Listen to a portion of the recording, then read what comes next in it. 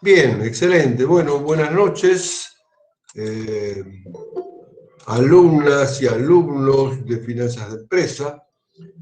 Hoy es jueves 10 de junio del año 2021 y estamos comenzando una clase especial, es una clase de repaso para el segundo parcial de Finanzas de Empresa, ¿no? El segundo parcial que va a ser el lunes a las 16:30 horas comienza el parcial. Pero yo les recomendaría que estén, es muy importante estar algunos minutos antes. Lo ideal sería 15 minutos, 10 minutos antes por lo menos. Es muy recomendable estar. Quiero decirles lo siguiente, el parcial tiene dos partes.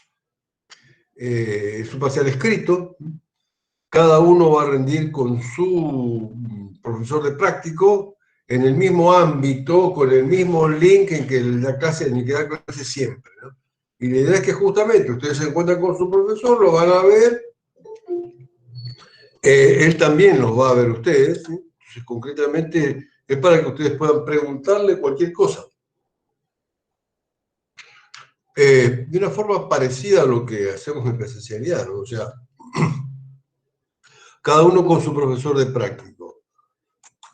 Pero el parcial tiene dos partes. La primera es teoría, y esa primera teoría es, digamos, se rinde, primero vamos a rendir teoría y después vamos al práctico. Ahora, digamos que son dos cosas autónomas, o sea, no importa cuántos puntos saques en la teoría, lo mismo rendir práctico. Sea como sea, rendirse. La teoría actúa como una parte del examen, no como ningún filtro, sino que es como una parte del examen. Pero una parte muy importante, o sea, la teoría, ¿en qué consiste la teoría?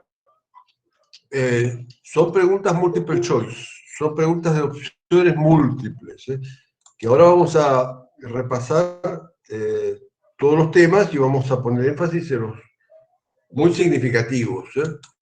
Pero acá hay algo más significativo que todo lo significativo, y es el tiempo. Es el tiempo, la administración del tiempo. O sea, vos primero vas a tener que dar el presente, y una vez que diste el presente, entras a tu examen multiple choice. Haces clic, clic, y ahí empieza a contarse el tiempo de tu multiple choice. Si sos un alumno de régimen común, si sos de régimen común vas a tener 20 minutos. 20 minutos para contestar 6 preguntas. 20 minutos para contestar 6 preguntas.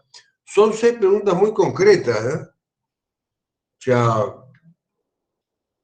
acá lo fundamental es, vos haces clic cuando ya tenés que estar liberado, por eso decir, sentiste libre, ya diste el presente. Haces clic y te intentan a correr, si sos alumno del régimen común, 20 minutos. O sea, ojo, si vos por buscar la perfección, por hacer todo excelente, tardaste 20 minutos y 2 segundos, un segundo, chao, fuiste, tenés cero, no hay más nada que hacer. No sé si me explico. Vos tenés que estar entregando antes de los 20 minutos. Yo te diría, ponete un conteo, un despertador, una alarma que a los 20 minutos, 30 segundos te haga bim, bim, y entregá como usted. O sea, no busques la perfección porque te vas a quedar afuera. Vas a perder una cantidad importante de puntos, toda la teoría. O sea, los comunes tienen 6 preguntas, 20 minutos. Los promocionales tienen 10 preguntas, 30 minutos. 10 preguntas, 30 minutos. Repito, son preguntas muy concretas, surgen de un banco de preguntas. Todos van a tener un examen diferente, todos van a tener un examen muy diferente. El banco es enorme, con lo cual es muy difícil que te toque una pregunta en común con algún compañero. Pero de todas formas, lo importante es que ustedes pónganse o una alarma o algo así para el conteo del tiempo. Y otra cosa muy importante, por favor, en función de la clase que vamos a ver ahora, ordenen sus esquemas, hagan sus cuadros sinópticos, ordenen sus apuntes, su gráfico. Ojo, el examen es el libro cerrado. Ya no podés tener material de consulta, pero tenés que estar ordenado, tenés que tener la imagen mental de cuáles pueden ser las preguntas y cuáles pueden ser las respuestas, ¿no? Tener un esquema ordenado, no poner ahí a último momento lucubrar. Sugiero tener lápiz para la teoría, tener lápiz y papel, porque en algunas cosas te va a exigir que vos poco hagas a veces que razones un poquito, que hagas un grafiquito para vos, algún cálculo para vos. O sea, tener disponible lápiz y papel, porque por ahí vos tenés que ubicarte en la pregunta, que te da varios elementos. Digamos, alguna pregunta te puede dar varios elementos y que te haga falta lápiz y papel. Por ahí, una pregunta, no más que eso, pero muy difícilmente más que una pregunta. Pero tener lápiz y papel, no es mi recomendación. ¿Estamos hasta acá?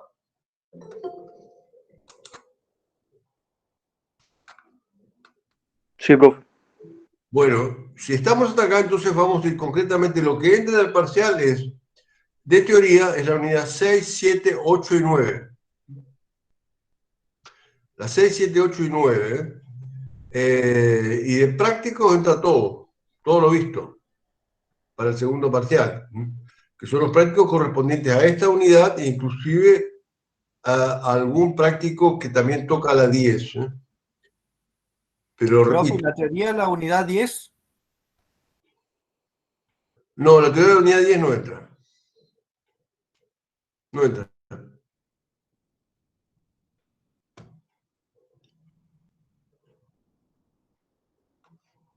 ¿Se entendió? Sí, sí. Bien. Sí, profe. Bien. Entonces, concretamente, vamos a repasar entonces el material, ¿no?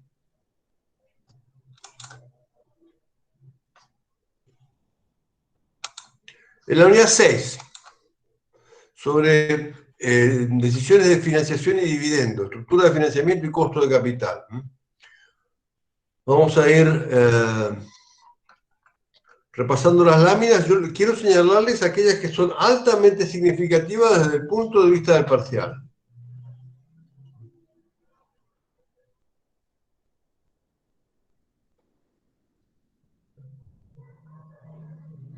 Primero, lámina 3. ¿Qué es estructura de financiación? Concepto. Te puedes encontrar justamente una pregunta. ¿Qué es estructura de financiación? ¿Cuáles pueden ser las fuentes de una estructura de financiación, propias y ajenas? Esta lámina 3 es importante. Una lámina muy conceptual. Y puede ser una pregunta, muy probablemente. La lámina 4 es nada más que trata de añadir una imagen visual del tema que estamos viendo. La lámina 5, también, costo de capital, así como dijimos, ¿qué es estructura de financiamiento? Concepto, en la lámina 5 el concepto de costo de capital. Es altamente probable una pregunta de qué es costo de capital y que te pongamos varias opciones. Por lo tanto, tenés que entender el concepto, entender en qué consiste y en qué no consiste. No confundir, por ejemplo, costo de capital con tasa interna de retorno, con tasa de rentabilidad o con otro tipo de tasas, o con tasa de interés. O costo de capital y costo de oportunidad. No es exactamente lo mismo. Son conceptos vinculados, pero no es lo mismo. Tienes que tener bien entendido esta lámina 5, y luego la lámina 6 que sigue, se amplía el concepto, otras formas de llamar el costo de capital. Tasa de referencia, tasa de corte. Tasa de costo de capital, tasa de referencia, tasa de corte es lo mismo, ¿no? Y acá se amplían otras formas de definir el concepto, ¿no? Estos conceptos los tenés que tener claro porque es altamente probable que te toquen como pregunta de examen. La pregunta 7, la lámina 7, identificación de fuentes y de su costo. Bueno, esto lo tenés que tener presente, porque esto es casi seguro que te vas a tener alguna pregunta de esto, referido a la identificación de fuentes y a su costo, ¿no? Así que hace de la pregunta, desde la lámina 7 a después el análisis de justamente de cómo medir los distintos costos, ¿no? Ya, a ver, nosotros no te vamos a pedir, no te vamos a pedir que desarrolle la fórmula, ninguna fórmula, te vamos a pedir que la desarrolle. Pero sí te podemos pedir que interpretes una fórmula. Por ejemplo, de las siguientes, las siguientes expresiones, las siguientes ecuaciones, ¿cuál es representativa del cálculo de CAM como costo asignado por precio de mercado? Te daremos 4 ecuaciones y una correcta, por ejemplo. Entonces tenés que ir manejando lo mismo con cualquiera de las formas de calcular el costo de capital, en este caso por emisión de acciones ordinarias. Lo mismo, a ver, y acá seguimos. Eso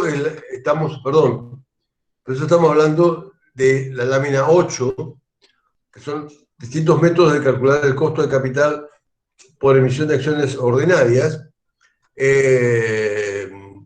La lámina 9 es un ejemplo, nada más para entender mejor, ¿no? Ejemplo no te vamos a preguntar, ¿no?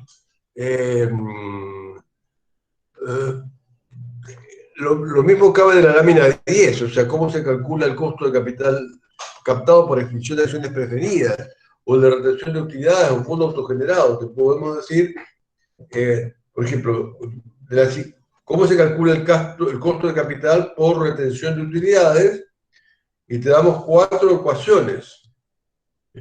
Y de esas, puede ser, 1 o 2 pueden ser correctas, porque bueno, hay distintas formas matemáticas de expresar esto, ¿no? Pero, digamos, o sea, por eso tenés que conocer la ecuación y entenderla, podemos usar otras siglas, otras denominaciones. Ante la menor duda, tienen siempre la posibilidad de preguntarle al profesor, aún en teoría. El profesor de práctico siempre va a estar con ustedes, los profesores de teoría vamos a estar recorriendo las aulas permanentemente, ¿no? Es decir, con estas fórmulas, repito, hay que conocerlas, no les vamos a pedir el desarrollo, pero te podemos dar fórmulas que vos tengas que juzgar cuál es verdadera y cuál es falsa. Más que por términos, es por conceptos. Y si hay dudas con respecto a una variable, pregúntenle al profesor de inmediato. Lo mismo puede decirse del costo promedio ponderado del capital, ¿eh? El mismo concepto en cuanto a, primero, ¿qué es? Te podemos preguntar, ¿qué es el costo promedio ponderado del capital? Y te podemos dar 4 o 5 definiciones, y de las cuales una es la correcta. Entonces, tenés que entender, bueno, ¿qué es el costo promedio ponderado del capital? Significa la medida del sacrificio económico por el uso de cada una de las fuentes, ponderada por su peso relativo en la financiación de todo el activo. Tratá de vos, ¿cómo describirías vos esta ecuación matemática? Porque eso muy probablemente te preguntemos eso. ¿Qué es costo promedio ponderado del capital? Y te damos 3 o 4 definiciones, que va a ser una expresión conceptual de esta fórmula. O te podemos mostrar distintas fórmulas, explicando cuáles son los elementos, ¿no? De las cuales, de esas fórmulas, que tenemos, por ejemplo, 4 o 5 fórmulas, probablemente una sola sea correcta.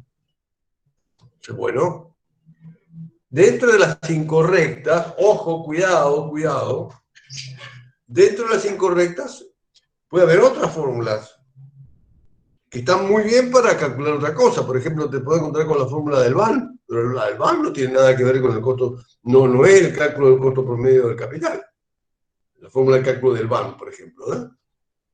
O la fórmula de la TIR modificada, u otra de las fórmulas de las muchas que usamos en finanzas. O sea, cuidado, no porque te suene razonable, familiar una fórmula significa que está bien para esto. ¿Está? ¿Ya? Tenés que entender qué significa costo promedio ponderado del capital. Bueno, la lámina 12 trata de añadir, de que se entienda mejor el concepto, nada más. Lo mismo la 13. Bueno, la 14 es muy importante. Estructura óptima de financiación de acuerdo a la llamada teoría tradicional. Teoría tradicional que justamente dice que hay una mezcla óptima de financiación con distintas fuentes, ¿no? Y que esa minimiza el costo del capital y maximiza el valor de la... permite la maximización del valor de la empresa en el mercado. ¿Sí? Entender esta lámina es fundamental. O sea, no te vamos a pedir que hagas ningún gráfico. Olvídate de eso, no te lo vamos a pedir, que hagas un gráfico. Pero te podemos inclusive mostrar distintos gráficos. ¿Y cuál es el correcto? Te podemos mostrar 4 gráficos que en cuanto a estructura óptima de financiación, cuál es el que determina la estructura óptima de financiación y vas a tener que decir cuál es correcto y cuál es no. O sea, tenés que sobre todo entender qué es este gráfico de la llamada teoría tradicional. Bien. Porque, por ejemplo, Modigliani y Miller dicen que no hay una estructura óptima directamente, ¿no?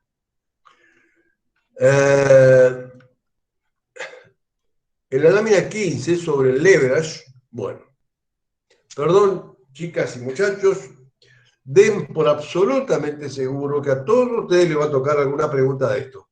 Ya esta lámina 15 es esencial, porque de cada uno de estos párrafos te podemos preguntar. Es decir, desde cuál es el concepto de leverage, o cuál es el...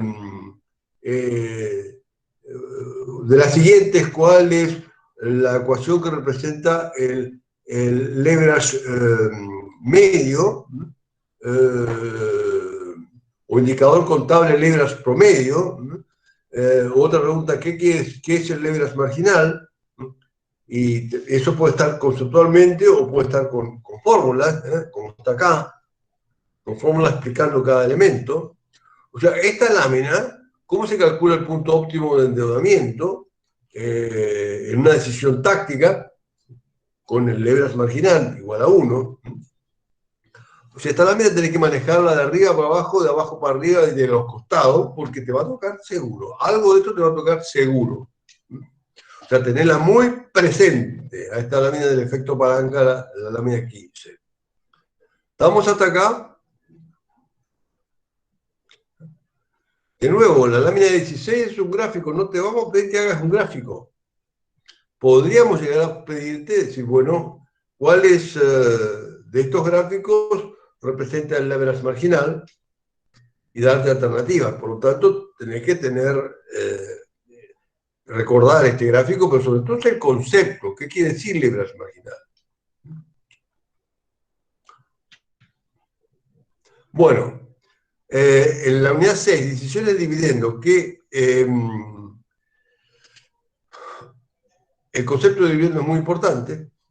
Puede haber una pregunta, ¿qué es dividendo? O sea, y por ejemplo puede dar varias alternativas, y si una es la distribución de utilidades con acciones, eso para finanzas no es dividendo. Así que ustedes tienen que saber qué es la distribución en efectivo de utilidades acumuladas emergentes de estados contables aprobados por asamblea. Y este segundo punto, del principio del dividendo sustentable, principios del dividendo sustentable, este segundo punto es extremadamente importante. Lámina 17, segundo punto, principio del dividendo sustentable, es extremadamente importante. Lo volvemos a repetir después en la lámina 10, pero acabo de entrar en la unidad 10. Es tan importante que lo volvemos a repetir, retomar, agregar algún elemento, pero este entra seguro y es altamente probable. Principio aplicable a la distribución de dividendos sustentables. Esto es esencial. Se puede preguntar de distintas formas. Te pueden llegar a tocar 2 preguntas sobre dividendos. Tenés que entender esto. Este principio. Bueno, ¿cómo distribuir efectivo entre los socios? Pues, ojo, así como está la lámina 18, puede decir, esta es una pregunta. ¿Cómo distribuir efectivo entre los socios? mediante dividendos o mediante recompra de acciones, son dos alternativas. Tenemos dar distribución de dividendos, puede ser recompra de acciones, en fin, podemos y darte otras alternativas que sean falsas. O sea, con lo cual, esta lámina tenés que entenderla. O sea, cómo distribuir efectivo entre los socios.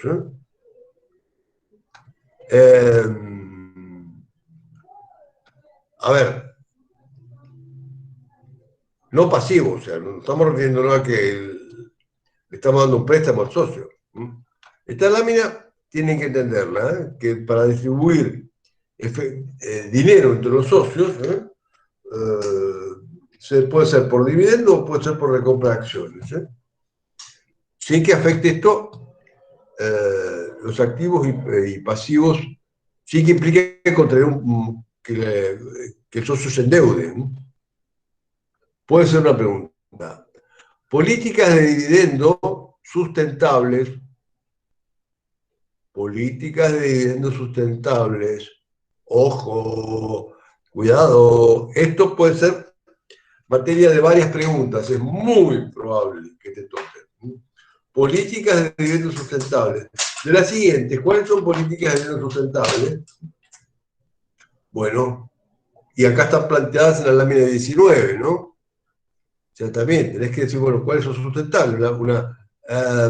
Una política de dividendo estable que genera confianza y muy aconsejable en empresas maduras, en negocios maduros.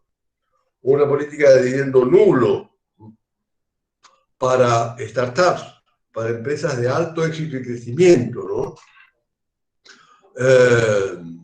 Te podemos decir justamente de las siguientes cuáles son políticas de dividendo sustentables y algunas te pueden venir así como están acá, dividendo nulo para las startups, y otra te diga dividendo nulo para una empresa que está al borde de la quiebra. Eso absolutamente, ¿no? O dividendo estable para dividendo estable y constante para una startup. Eso es falso, eso no es viable. Va contra los principios de la finanza. Es decir, cualquiera de estas alternativas son viables, pueden ser convenientes según las circunstancias, y te podemos justamente, una pregunta es que vos juzgues cuáles son de las que están enunciadas políticas sustentables, financieramente sustentables. O sea que esta lámina 19 hay que conocerla. Bueno, el desafío, aumentar el valor de la empresa en el mercado, esto es para focalización conceptual, o sea, esto lo vamos, ojo, esta lámina es fundamental, la lámina 20, la vamos a hablar mucho en el final. No es para pregunta de parcial esto, la lámina 20, es el gran desafío al que apuntamos, es para entender. ¿Estamos hasta acá? Sí, profe. ¿Vamos hasta acá? ¿Vamos más o menos bien? Bueno, si vamos más o menos bien, sigamos entonces. Vamos a la unidad 7 sobre el mercado del dinero. O sea que nos estamos básicamente refiriendo al negocio bancario, ¿no? Y algunos tipos particulares de operaciones.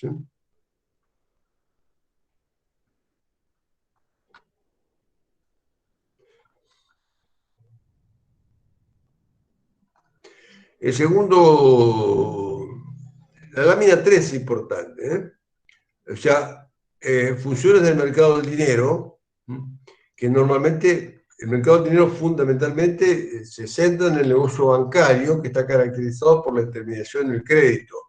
Si alguna pregunta sobre cuál es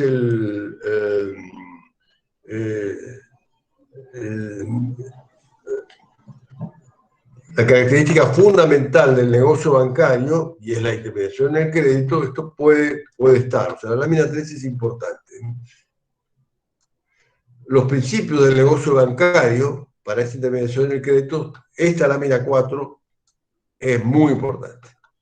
Esta lámina 4 es muy importante. Puede haber una pregunta que te diga, de los siguientes, ¿cuáles son los principios del negocio bancario? y te denuncia 4 conceptos, de los cuales 1 o 2 son importantes, son verdaderos. O sea, tenés que conocer estos conceptos, tenerlos presentes, recordarlos de alguna forma, no de memoria, no te vamos a pedir nada de memoria, pero recordarlo, que estamos hablando de masividad y repetitividad de las operaciones, independencia técnica. En la pregunta te van a aparecer escritos así, en estos términos casi iguales. El que sea correcto te va a aparecer en estos términos casi iguales, pero va a haber otros que por ahí son principios muy válidos, pero no para el negocio bancario, para otra cosa. No sé, para el funcionamiento de la bolsa, pero no para esto. La lámina 4 es muy importante. Principios del negocio bancario. Riesgos que asumen las entidades financieras. El concepto. Eso tenés que manejarlo. Lámina 5. Lámina 5 y creo que es lámina 6. A ver. Exactamente. La 5 y la 6. Los riesgos que asumen las entidades financieras. Te puedo preguntar, ¿en qué consiste el riesgo de liquidez de la banca? Y ahí te damos varias definiciones. ¿En qué consiste el riesgo de liquidez en la banca, ¿no? Y te podemos dar varias definiciones. Una es que se le acabe el whisky al gerente. 2, que el riesgo de descalce de plazos. 3, la probabilidad de daños económicos porque los pasivos vencen antes que los activos. Ahí tenemos 2 correctas. O sea, tienen que entender cuáles son los riesgos. El de liquidez es muy importante, el de crédito es muy importante, todos son muy importantes. Tienen que entenderlos pero las preguntas van a venir focalizadas en algunos riesgos. O sea, en un riesgo, ¿qué riesgo de tasa de interés en la banca? Bueno, y te vamos a dar varias opciones, por ejemplo, 4 opciones. Una sí es concretamente riesgo de tasa de interés y la otra serán falsas. Pero tenés que tener conceptos, si no, no vas a entender, menos en tan poco tiempo, porque vas a tener más o menos 3 minutos, un poquito más de 3 minutos por pregunta. Y eso era la lámina 5 o 6, entender. La lámina 7, bueno, recuerda la ley de entidades financieras. No vamos a hacer ninguna pregunta específica sobre esa ley, ¿no? La estructura del sistema financiero argentino. A ver, puede haber alguna pregunta conceptual sobre esto, pero esta lámina 8 es extremadamente importante para el final. O sea, a ver, estructura del sistema financiero argentino es seguro, si rozás el tema en el final, vas a tener que hablar de esta lámina, así que tenés que conocerla. Por ahora, puede haber alguna pregunta como de las siguientes, ¿qué instituciones conducen el sistema financiero argentino? ¿No? Y ahí podemos tener, bueno, la Comisión Nacional de Valores, la Junta Nacional de Grano, un banco comercial, el Banco Central, bueno. Puede haber alguna pregunta conceptual, ¿no? Sobre, por ejemplo, quién conduce y regula el sistema financiero argentino, y tenés varias opciones, probablemente haya una sola correcta, por ejemplo.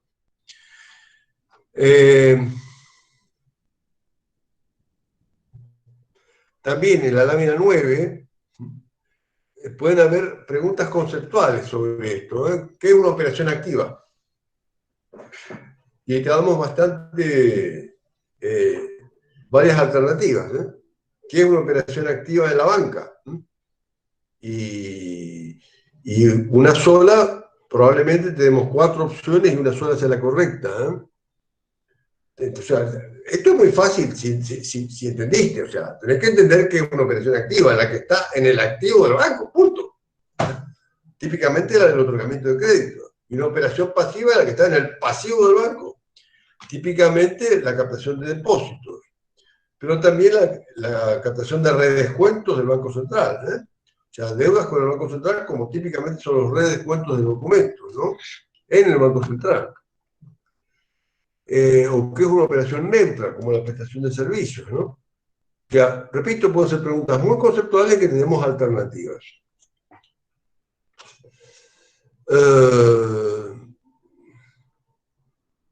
Préstamos bancarios, tipos, también acá pueden haber varias preguntas, pero que te digan de las siguientes cuáles son préstamos, cuáles son tipos de préstamos bancarios. Y te damos 5 o 6 alternativas, de los cuales 1 o 2 son realmente préstamos bancarios, las otras no.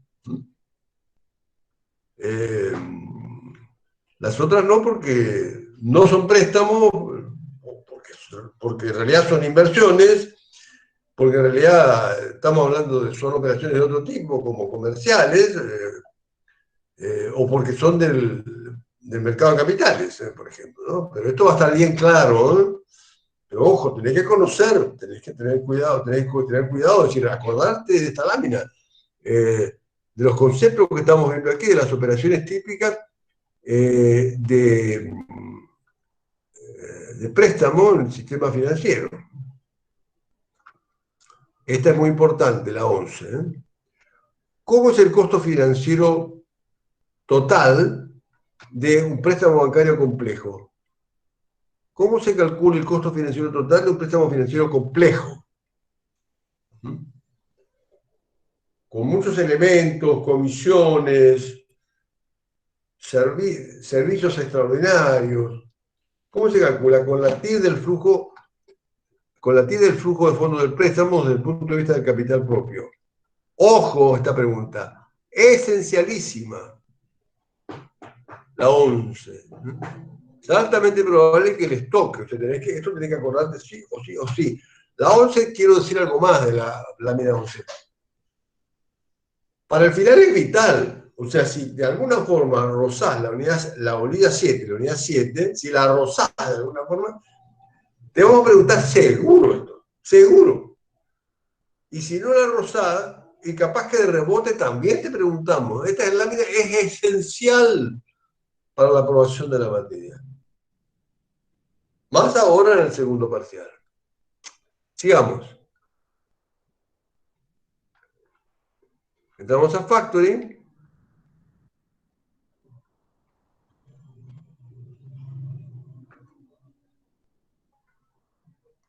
Puede haber una pregunta de cuáles son los servicios brindados en el factoring. Te damos varias alternativas. Servicio de financiamiento, servicio de flete y acarreo, servicio de protección crediticia, servicio de cafetería. Bueno, a ver, vamos a dar varias alternativas. Algunas verdaderas, otras para distraer, ojo, cuidado, hay que leer bien, y otras falsas. Y algunas de esas faltas, como dijimos ya, algunas de esas faltas pueden ser realmente conceptos válidos en finanzas, pero por otra cosa, Conceptos válidos en finanzas para la teoría de la cobertura financiera, por ejemplo, determinación del capital de trabajo necesario, pero no no como un servicio bancario del factoring. De esta lámina servicios del factoring es importante recordarla.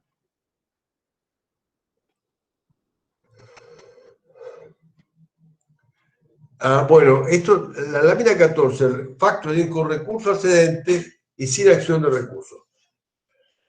Es importante considerar esta diferencia, porque puede haber preguntas.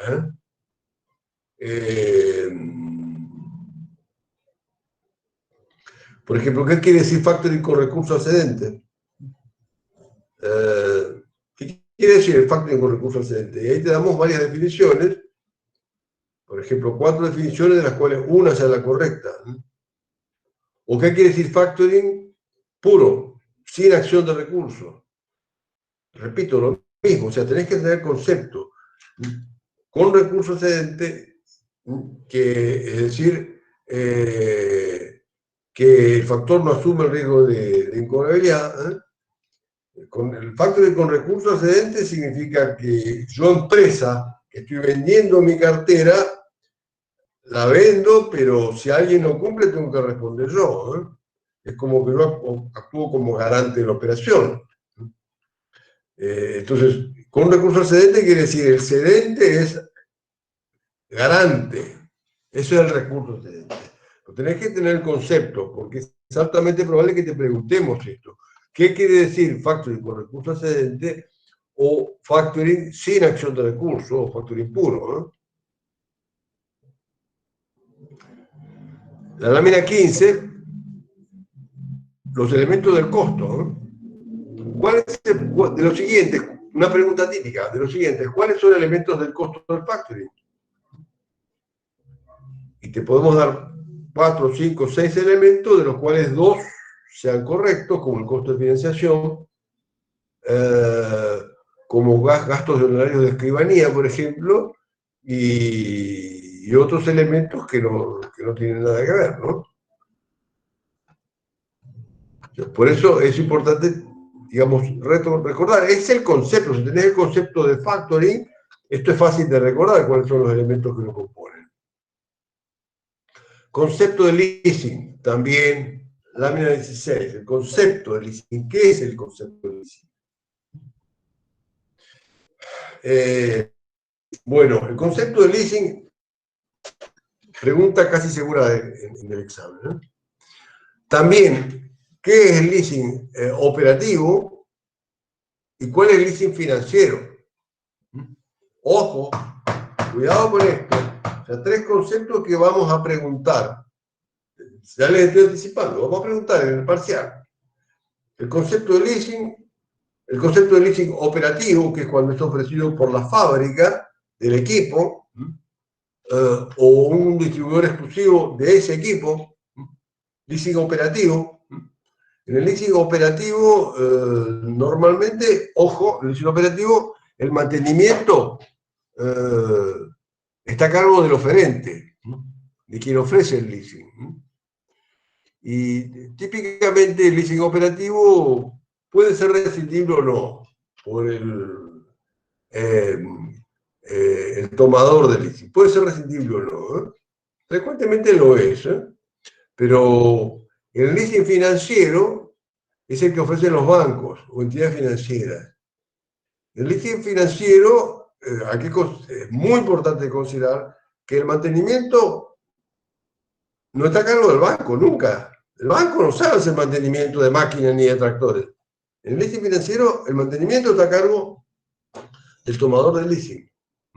Y al banco le interesa la operación financiera, por lo tanto, en el leasing financiero no es rescindible por el tomador. O sea, nos comprometemos a un alquiler de un equipo por 2 años, pues tenemos que seguir con ese alquiler durante 2 años, siempre y cuando se cumplan las prestaciones básicas contratadas, ¿no? ¿Se va entendiendo hasta acá? O sea, el leasing, quiero decirles, como le estoy planteando, le vamos a preguntar concepto de leasing, alguna pregunta va a haber, concepto de leasing operativo y concepto de leasing financiero, saber diferenciarlos, ¿no? ¿Está? No te vamos a pedir que expliques nada, pero te vamos a dar distintos conceptos, algunos verdaderos y otros falsos. Bien. Sigamos entonces.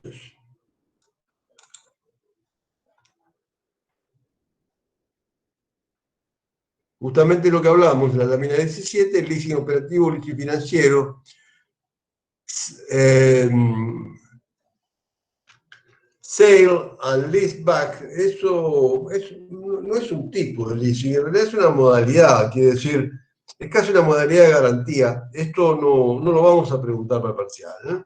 Significa, yo necesito un préstamo rápido y entonces, en vez de poner garantía a un camión, te lo vendo a vos banco, te lo vendo y como yo lo necesito para trabajar, te lo vendo y te lo vuelvo a tomarlo como leasing, ¿eh? Entonces la garantía es total porque vos ya sos dueño del camión, del banco. Yo puedo seguir trabajando con el camión, ¿eh? En realidad no es un sistema de leasing, es una modalidad de contratación. No la vamos a preguntar para parcial. Bueno, y la lámina 18 es un gráfico nomás, es para entender mejor el concepto. ¿Estamos hasta acá? ¿Se va entendiendo? Sí, profe. Sí, profe. Bueno, entonces, siendo así, vamos a seguir, por favor, vamos a la unidad 9, efectos financieros de la inestabilidad. A ver.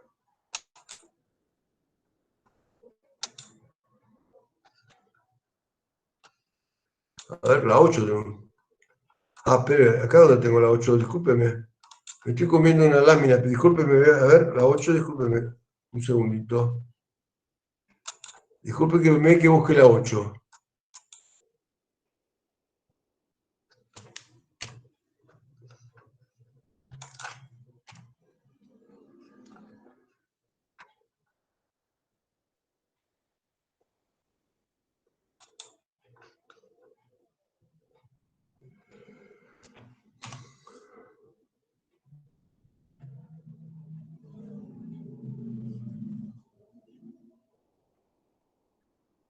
Bien. ¿La están viendo? Gestión del mercado de capitales. Sí, profe. Bueno.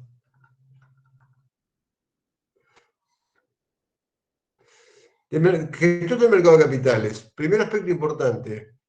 Entender la lámina 5. Lámina 5, entenderla. Esta lámina es esencial para el final. Con el gráfico y todo. Tenés que conocerla o conocerla. Porque te vamos a preguntar seguro. En el parcial te podemos preguntar sobre alguna institución, o sea, ¿qué es una caja de valores? Y te damos distintos conceptos. ¿Qué es caja de valores? O te podemos preguntar qué significa ámbito bursátil. O te podemos preguntar qué es la Comisión Nacional de Valores. O quién regula todo el mercado de capitales en la Argentina. Darte distintas definiciones. O sea, de este gráfico pueden surgir 20 preguntas. Todas se contestan muy fácil si entendés el gráfico. Que todo el sistema está regulado por la Comisión Nacional de Valores, que hay un ámbito bursátil y extrabursátil, y que hay entidades que son diferentes, con distintos roles. La caja de valores, lo que es una bolsa y lo que es un mercado. O sea, acá en realidad está puesto un verbal como el mercado, el principal mercado de la Argentina. Hay otro mercado que es el de Rosario, importante, operativo. Y aquí está en este gráfico como una sociedad que de bolsa y mercado del interior y bolsa y mercado de Buenos Aires, pero en realidad hay dos roles separados, que uno es la bolsa, que es la gran entidad de control operativo de las operaciones que se hacen, el control operativo contable, y el mercado, que es el recinto, el lugar físico o virtual donde se realizan las operaciones. O sea que el mercado vive de las comisiones que cobran por el uso de ese ámbito, virtual o físico. La bolsa vive de comisiones a partir del registro de las operaciones que se están produciendo. Cada agente, especializado o no, cada agente vive de las comisiones que cobra las dos puntas. O sea, a ver, nosotros podemos preguntarte qué es una caja de valores, qué es un agente de bolsa, qué es un mercado, qué es una bolsa, qué significa la figura de bolsa y mercado, que es simplemente una empresa, un tipo societario que puede tener las dos cosas, bolsa y mercado, como se llama, bolsa y mercado, puede tener bolsa y mercado, pero son roles separados. El mercado es el recinto físico o virtual donde se realizan las operaciones y cobra comisiones por el uso de ese ámbito.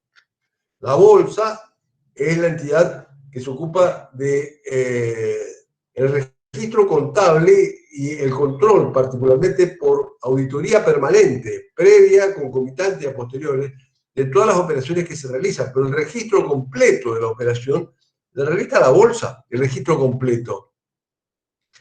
El agente va a registrar en su contabilidad el cobro de una comisión por simplemente brokerage, por intermediación, no por intermediación, sino por vincular a dos partes.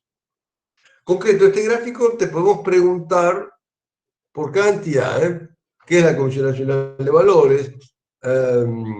¿Cuáles son los ámbitos del mercado de capitales en la Argentina? O sea, puede haber muchas preguntas, pero todas se responden muy fácilmente si entendiste este gráfico. ¿Se entiende hasta acá?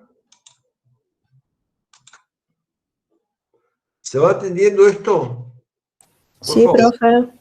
Porque, bueno, les repito, esta lámina es esencial, esencial. Y tenés que saber sí o sí qué es la Comisión Nacional de Valores, qué es la caja de valores, qué es una bolsa, qué es un mercado, qué es un agente de valores de bolsa, qué es el Banco de Valores, qué es el MAE, qué es Arginclear. Y acá hay una figura que no está graficada, que en realidad depende sí de la Comisión Nacional de Valores, pero va por afuera, es una entidad auxiliar, pero muy importante, que son las SGR, las Sociedades de Garantías Recíprocas. La Sociedad de Garantías Recíprocas, o sea, te podemos preguntar qué es una Sociedad de Garantías Recíprocas. Y seguro va a haber preguntas al respecto, ¿no? En definitiva, esta lámina más Sociedad de Garantías Recíprocas tiene que saber qué es cada parte, cada actor interviniente. Eso fue la lámina 5. Sigamos.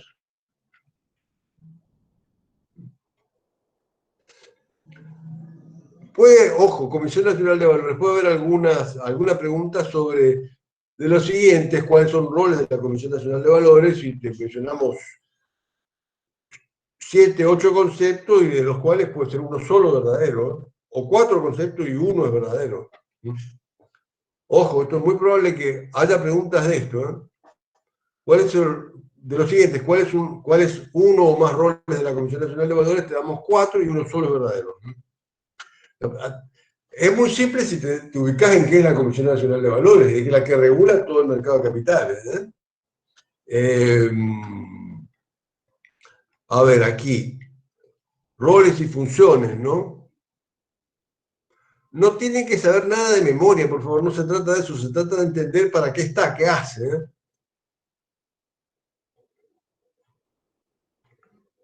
O sea, no le vamos en ningún momento pedir que enumeres nada, ni mucho menos que recuerdes de memoria.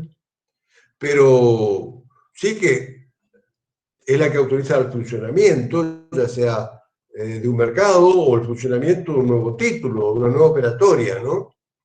Es la que autoriza el funcionamiento de todo lo que se va a lanzar o operar en cualquier mercado de la Argentina. Eso está implícito en el gráfico, ¿no?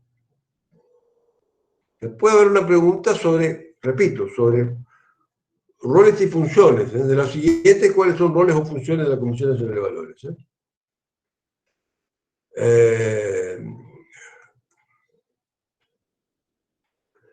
Esta es importante porque es esencial, ¿no? Promover la participación del mercado de capitales de los pequeños inversores. Esto es fomentar la participación de pequeños inversores y cuidar la seguridad del pequeño inversor es uno de los roles esenciales de la Comisión Nacional de Valores, y puede haber justamente una pregunta donde haya 6, 7 conceptos, de los cuales uno solo sea verdadero y posiblemente sea esto, sea protección, fomento y protección al pequeño inversor.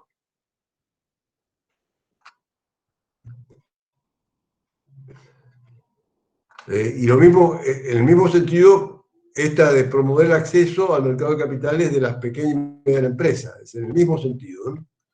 Bien, sigamos.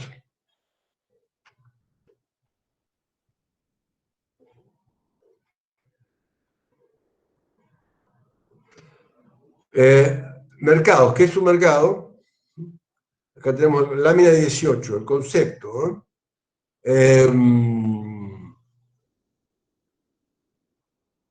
Son sociedades anónimas autorizadas por la Comisión Nacional de Valores para organizar las operaciones. Organizar significa prestar el ámbito donde se van a realizar las operaciones, pero el mercado no realiza ninguna operación. Organiza, quiere decir, presta el ámbito, que tradicionalmente era físico y ahora recientemente es virtual. Y cobra por eso, pero no realiza ni registra ninguna operación. Así que esta definición es importante, ¿eh? Como ya dije,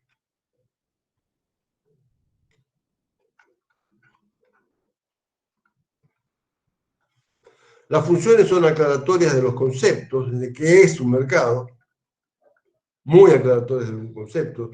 Caja de valores también aclaratoria del concepto, porque te podemos preguntar qué es una caja de valores.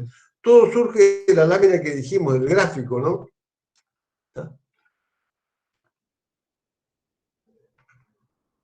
¿Qué es una bolsa?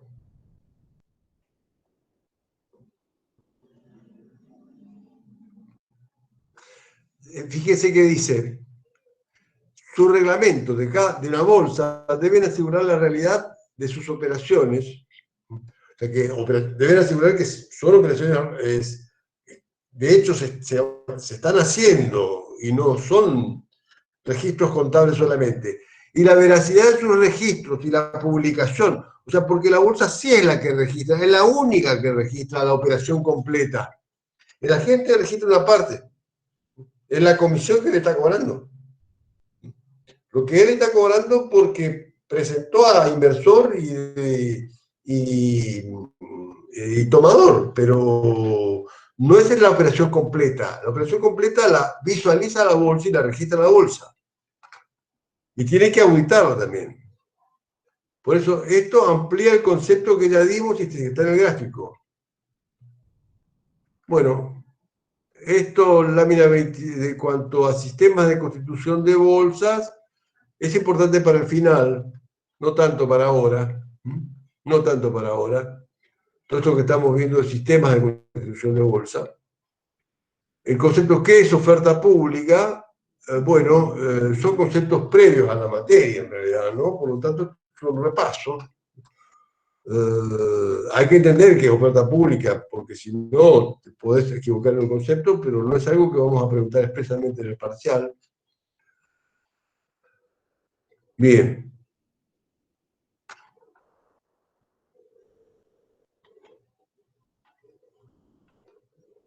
¿Qué son los mercados extrabursátiles? También esto hace referencia al gráfico que vimos, que ustedes tienen que saber, lo explica, ¿eh? Estamos en lo mismo. ¿Qué es un mercado extrabursátil?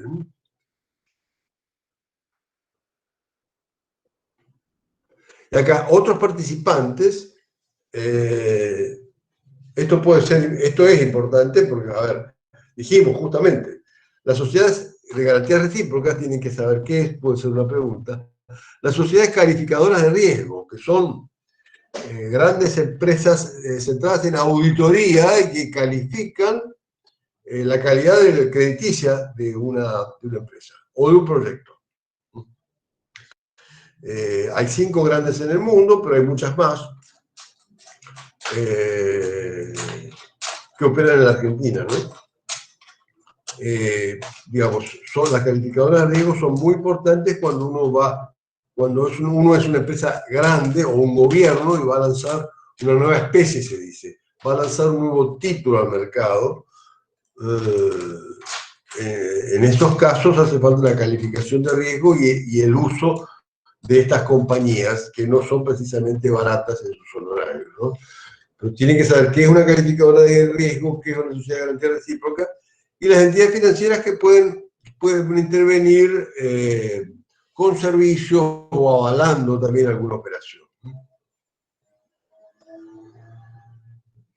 Bueno, requisitos para la oferta pública, estos son elementos también previos a la materia, pero no va a haber preguntas específicas al respecto, tienen que entenderlo.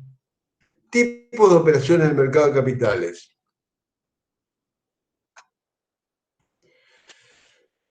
A ver, tienen que tener el concepto porque es altamente probable que le preguntemos, ¿qué es el descuento de cheque de pago diferido? ¿Qué es?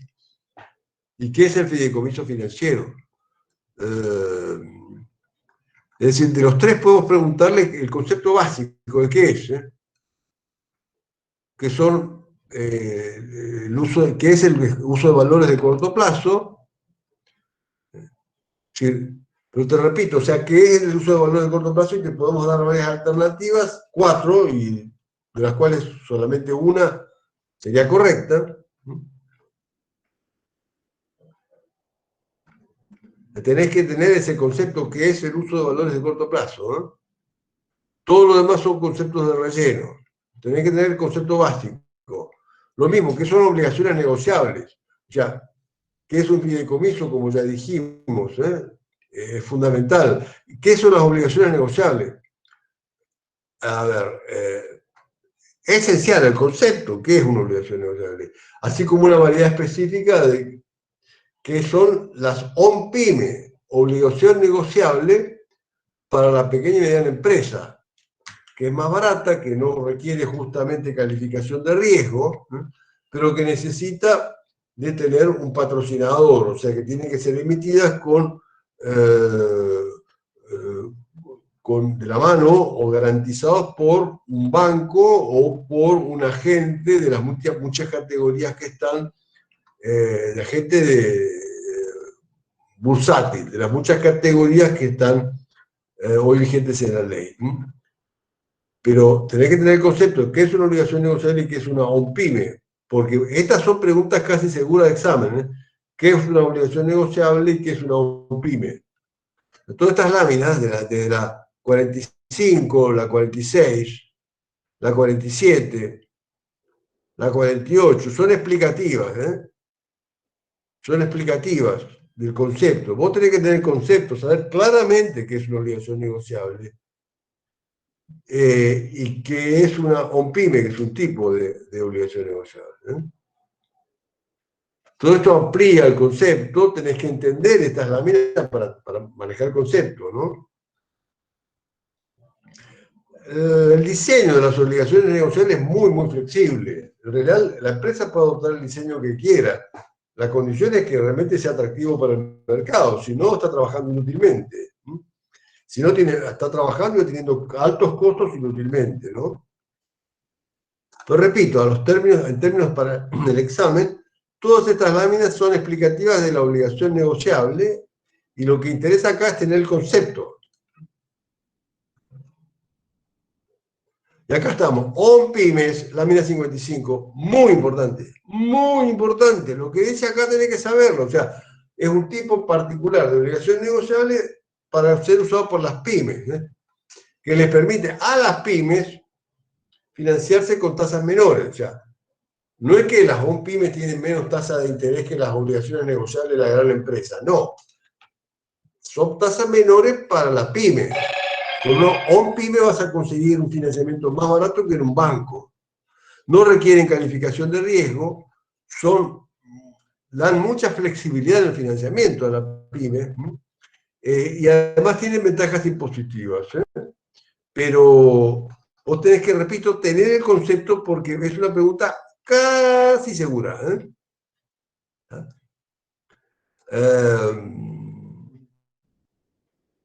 Es decir, todos los ingredientes del concepto que están en la lámina 55 y 56.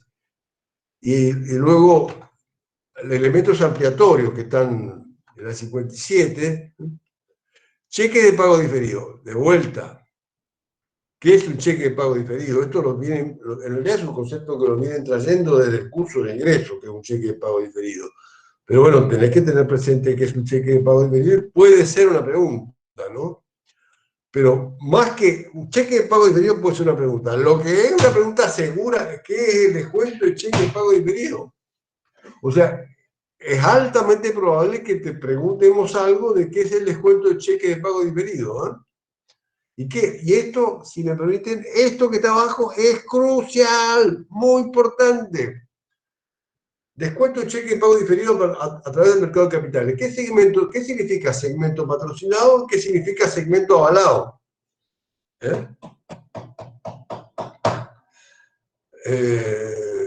Segmentos patrocinados significa que vos, empresa, lo estás aguantando con tus propios reservas, con patrocinado. El patroncito, el que aguanta. Segmento patrocinado, el patroncito aguanta con tu propia espalda, o tu lomo, como se suele decir. Segmento patrocinado, el patrón es el que aguanta. Listo, sos vos, tu empresa que realiza una operatoria de descuento de cheques en el mercado. Si hay algún incumplimiento, bueno, responde el papito, el patroncito, por eso se llama patrocinado. Perdón, lo digo así para que se acuerden, porque es muy importante. El segmento avalado no, eso requiere de un aval. De un aval. Esto es típicamente usado de un aval de otra compañía, típicamente usado el segmento avalado por las pymes. Por las pymes y típicamente que van de la mano de una sociedad de garantías recíprocas. Es muy importante este concepto, que es el descuento de cheques pago diferido en el mercado de capitales y qué significan estos dos segmentos, ¿no? ¿Está? Todas las otras láminas son explicativas.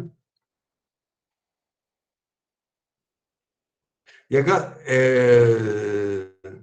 habla del segmento avalado. Segmento avalado son cheques propios o de terceros, que los puedo descontar, pero con aval de sociedad de garantía recíproca. Justamente, hay una garantía de la sociedad de garantía recíproca. Esto es muy importante.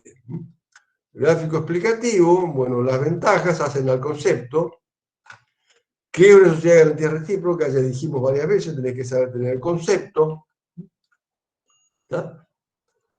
Todas las láminas explicativas sirven para entender qué es un fideicomiso financiero, tenés que tener el concepto, porque es altamente probable que te preguntemos. Concepto básico de qué es el fideicomiso, para qué sirve. Todas las láminas son, y el gráfico son explicativas, para que tengas el concepto. La lámina 81, derivados. Cobertura y gestión de riesgos. Ahí hay varias cosas importantes.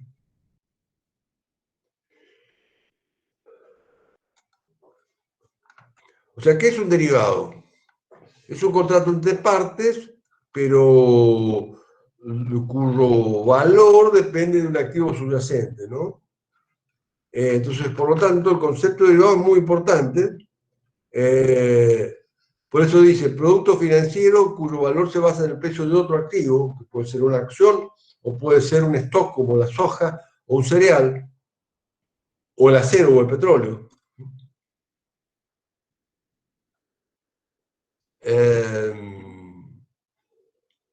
Bien. Entonces, el concepto de derivado es fundamental.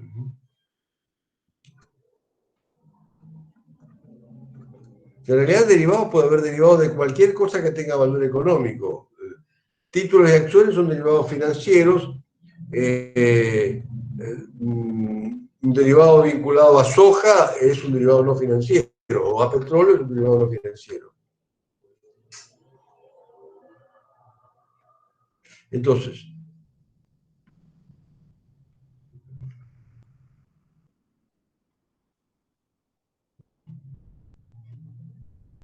la lámina 89.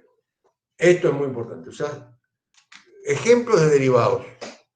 Te podemos preguntar, es altamente probable, de los siguientes, ¿cuáles son ejemplos de derivados? Como los futuros, las opciones, el forward o swap. ¿Préstamo prendario? No es derivado. La emisión de una acción no es un derivado. Un descuento de documentos no, que tiene nada que ver. El endoso de un cheque menos, un endoso de un cheque no es un derivado. Es decir, ejemplos de derivados. Esta lámina es fundamental. Pregunta altamente probable del examen. Futuros, nada más también el concepto. ¿Qué es el futuro? ¿Qué es un futuro? Futuro, es un contrato estandarizado. Un contrato de compra-venta, una fecha que se ubica en el tiempo más adelante. Es un contrato estandarizado. A diferencia del forward, que no es estandarizado. repito, acá lo importante es el concepto básico de qué es un futuro, ¿eh? Todo esto, estas diferencias entre short y long, bueno, estos son temas importantes para el examen final. Ahora son detalles para que ustedes entiendan la operatoria, ¿eh? Las opciones, esto sí que es importante. ¿Qué es una opción? Es el derecho, no la obligación de comprar, o el derecho, o no la obligación de vender, ¿eh? Bien. ¿Qué es una opción? Tenés que saber. O sea, eso te vamos a preguntar, ¿eh? ¿Y cuáles son los tipos de opción? Te podemos preguntar, tipos de opción que usted conoce y te podemos dar varias alternativas, algunas falsas. Pero los tipos de opción son call o put. No hay muchas vueltas. Te podemos llegar a preguntar, ¿qué es un call? Derecho, no la obligación de comprar a un precio determinado. Y put, derecho, no la obligación de vender a un precio determinado, ¿eh? O sea, repito, esta lámina 97 es fundamental. Los tipos de opciones, ¿eh? Puede ser una pregunta de examen altamente probable. Esta es la diferencia entre opciones americanas, que se pueden ejercer en cualquier momento, o las europeas, que se ejerce solo el día de vencimiento. Esto es extremadamente importante para el final. Por ahora, ustedes tienen que saberlo como un elemento conceptual importante. Forward es un futuro no estandarizado. Es un contrato privado, no cotizan nunca en bolsa, pues es un contrato no estandarizado, a medida de cada de las partes, ¿no? O sea, tienen que saber que es un forward, nada más. Concepto, ¿no? Bueno, para ampliar el concepto está justamente el gráfico. Swaps. También tienen que saber el concepto de qué es un swap. Eso es lo que puede entrar, ¿eh? Concepto de qué es un swap, ¿eh? En realidad, los tipos de swap son infinitos. Acá están algunos. Todas estas láminas son ejemplificativas para que ustedes entiendan, ¿eh? Bueno, el último punto de esta tablilla 8, globalización, mercados financieros y de capitales. Bueno,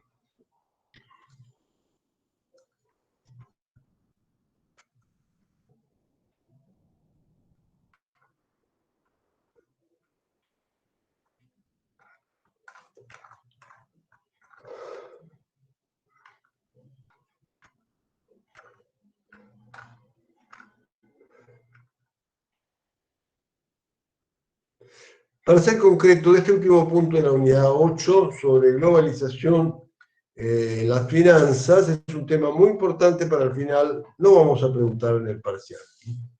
Unidad 8. ¿Estamos hasta acá? Les pido máximo 10 minutos más y terminamos. Vamos a la unidad 9 y después hablamos un poquito sobre el conjunto. ¿Podemos seguir? Sí, profe. Sí, profe. Bueno, vamos a la 9 entonces. Vamos a la 9. Efectos de la inestabilidad monetaria y cambiaria. Es decir, acá lo que quiere decir es que estos conceptos son aplicables son aplicables al planeamiento financiero, ¿no? Porque, digamos, no a la historia. Esto es aplicable para tomar decisiones y por lo tanto para el planeamiento financiero. Y los conceptos son aplicables tanto a que la inestabilidad sea por inflación o sea por deflación, que en realidad es mucho más grave que la deflación. Pero también son aplicables cuando lo que te preocupa es la inestabilidad cambiaria, ¿eh? Por más que tengas baja inflación, pero si hay enorme riesgo de devaluación, por ejemplo, bueno, se aplican los mismos conceptos, ¿eh? ¿Qué es importante de esta lámina, ¿no? Bueno.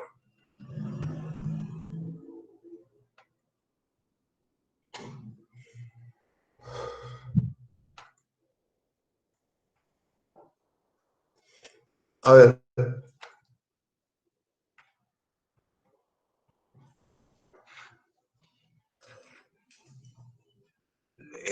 La lámina 3 es fundamental. La lámina 3 es esencial. Lo podemos preguntar de distintas formas. Por ejemplo,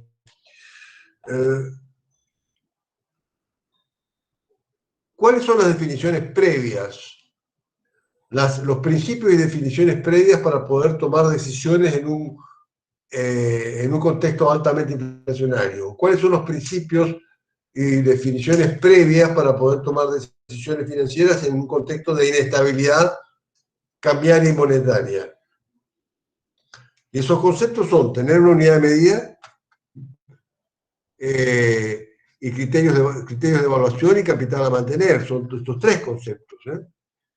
Yo pondría muy especialmente tener una clara unidad de medida. Otra forma de preguntar en el multiple choice es de los siguientes. ¿Cuáles son principios fundamentales para tomar decisiones financieras en un contexto de alta inflación? Y te podemos dar varios principios que no tienen nada que ver, erróneos, y algunos que diga, por ejemplo, tener una clara unidad de medida. O tener una clara unidad de medida como moneda constante en una fecha determinada. O sea, esta lámina 3 es fundamental, y dentro de la 3 es muy importante esto de la unidad de medida, como un criterio previo. Lámina 4, esencialísima. ¿Qué resultados genera la inflación? ¿Qué resultados económicos y financieros genera la inflación? En términos de multiple choice, de los siguientes, ¿cuáles son los resultados que genera la inflación? Resultados económicos y financieros. El resultado por exposición a la inflación de las partidas monetarias, los resultados por tenencia y los resultados financieros reales. Son tres resultados. Esta es la lámina 4. Esta la tenés que saber o saber. Porque en el parcial casi seguro te va a tocar y en el final seguro te va a tocar. Bueno, efecto de la inestabilidad monetaria es una lámina muy conceptual, ¿no? Puede haber alguna preguntita, pero básicamente es para entender, particularmente esto de que el horizonte de planeamiento se acorta, pero es una lámina básicamente conceptual para entender.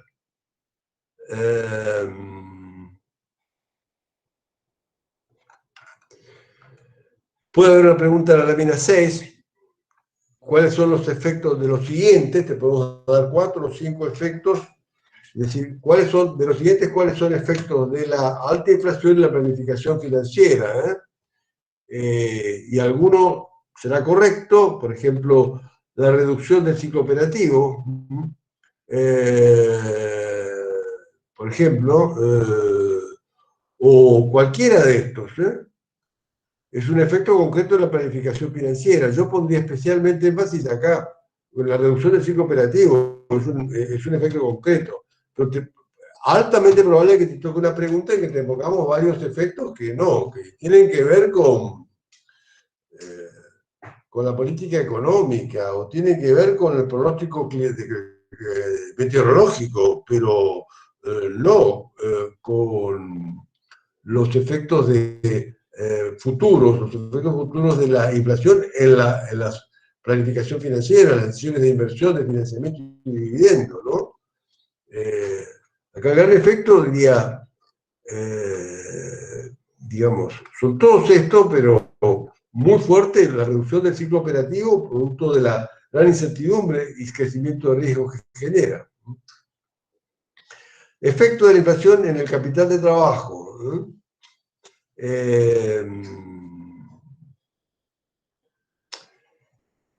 Bueno, toda esta lámina es importante.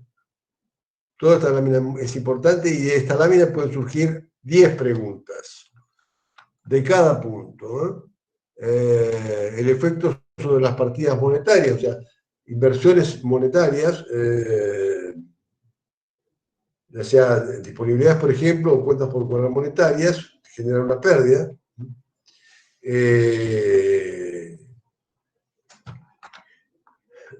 También, o sea, teniendo en cuenta también, hay una pérdida, pero también hay una tendencia a reducir el ciclo financiero aquí, por eso el acortamiento del horizonte de planeamiento.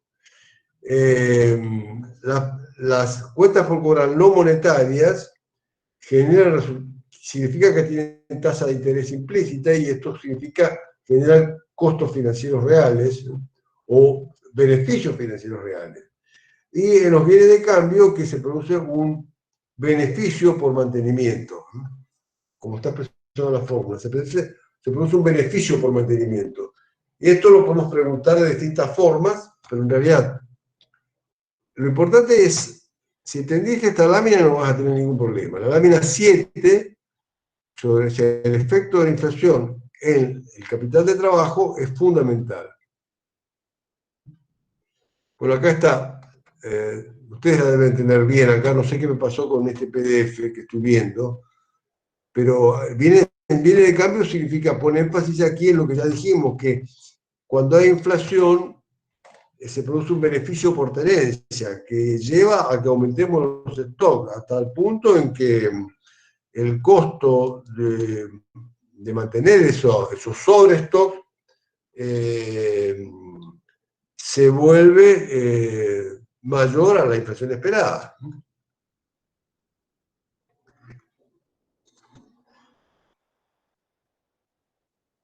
Bien. En los proyectos,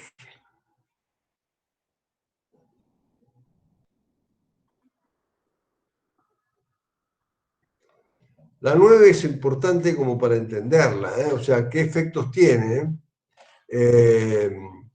Tenés que elegir en qué moneda vas a hacer la formulación, estimar las tasas de inflación, las variaciones de precios relativos, la tasa de rendimiento requerido o costo de capital, que lo vimos en otra bolilla.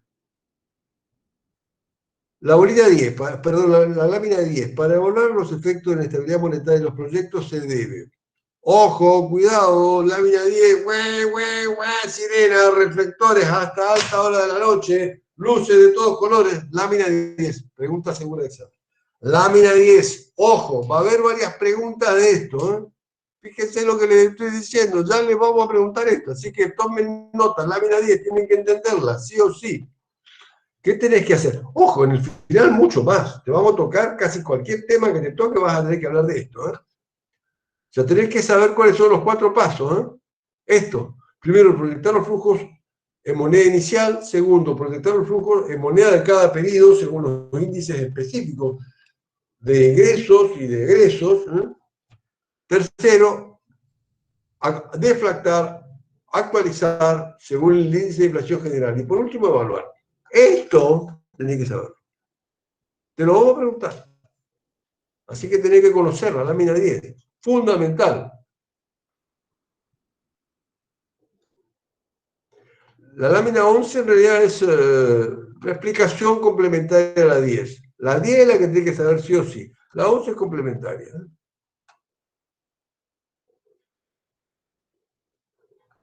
La 11, la 12 son complementarias. Acá hay un aspecto que es justamente importante, que es, dentro de los efectos es considerar las pérdidas por inflación en inversiones monetarias, ¿no? Es un concepto importante que puede merecer alguna pregunta, ¿no? Porque los efectos son las distorsiones en el flujo, que vimos en la lámina 10, la pérdida por inflación de la inversión monetaria, que vemos en la lámina 12, y la tasa de retorno requerida, que siempre hay que medirla en términos reales. Todo esto está en la lámina 12, ¿no? O sea, la lámina fundamental, la lámina 10. Si preguntamos cuáles son los 3 efectos distorsivos, en realidad estamos hablando de distorsión de flujo de fondo. Los 3 efectos distorsivos de la inflación en los proyectos son distorsiones en flujo de fondo, pérdida por inflación de la inversión monetaria y que la tasa de costo de capital o tasa de retorno requerida tiene que calcularse en términos reales. También puede ser una pregunta de examen altamente probable en el parcial y en el final. ¿Cuáles son los efectos distorsivos de la alta inflación en los proyectos? Repito, distorsión en flujo de fondos, lámina 10, lámina 10. Segundo, pérdida por inflación de la inversión monetaria. Eso tenés que meterlo como un egreso, porque lo es, ¿eh? Y por último, que la tasa de costo de capital o tasa de retorno requerido hay que expresarla en términos reales.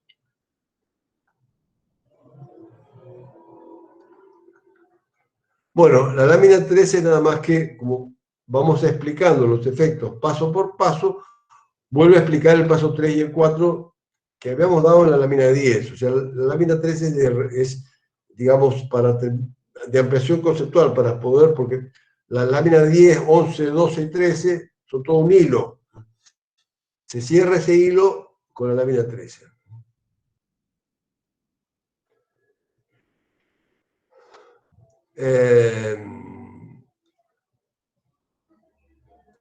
¿Cuál es el efecto de la inflación o de un contexto inflacionario en la estructura de financiación?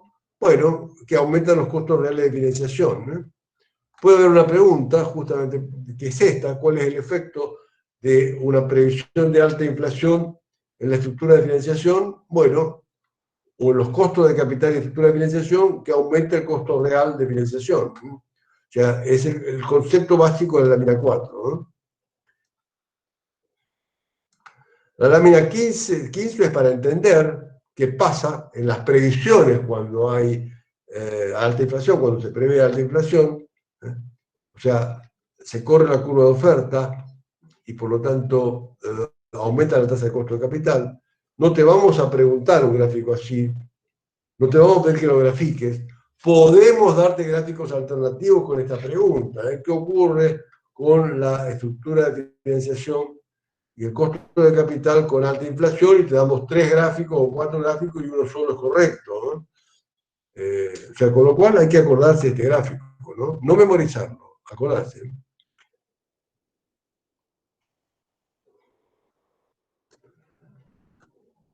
Bueno, la última lámina se refiere a inestabilidad cambiaria y el único concepto es que se aplican los mismos métodos, pero no con tasa de inflación esperada, sino con tasa de devaluación esperada. Puede haber alguna preguntita también al respecto, ¿no? Me pregunto exactamente eso, ¿no? O sea, ¿qué métodos se emplean? De los siguientes, ¿qué métodos se emplean cuando se enfrenta a inestabilidad cambiaria?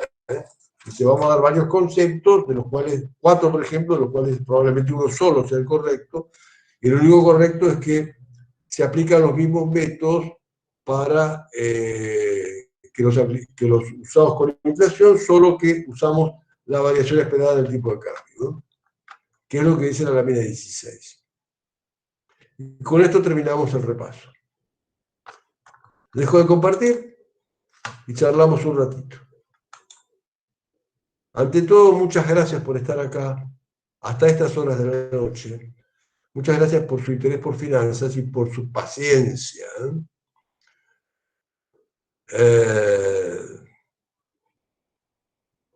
Más paciente que estudiar finanzas en pandemia, ¿no? Pero bueno, realmente gracias. No sé, preguntas, inquietudes, comentarios. Los escucho. A ver, hay algo acá en el chat. ¿Alguna cosa que añadir o comentar, por favor? Solamente darle las gracias a usted, profe, porque por ahí no todos los profesores tienen la predisposición de estar con nosotros en un horario que por ahí no es el de la cátedra, digamos. Así que todos agradecidos con usted. No, yo estoy agradecido con ustedes, por su interés por finanzas y por su interés por la formación profesional en un momento. Sí, yo voy a bajar la grabación, lo dejo en el aula. Mañana hago eso. Bueno, chicas y chicos, éxitos, y cualquier pregunta adicional me la vuelven a hacer por el grupo de WhatsApp de soporte. Soporte de exámenes y el parcial es un examen, ¿eh? Estamos atentos a eso. Bueno, Diana, me alegro mucho que les sirva esto, ¿eh? Nos vemos. Muchísimas gracias, profe. Muchas gracias, profe. Gracias, profe. Hola, profe. Nos vemos. Chao, Buen fin de. Adiós. Chao, profe. Muy linda la clase.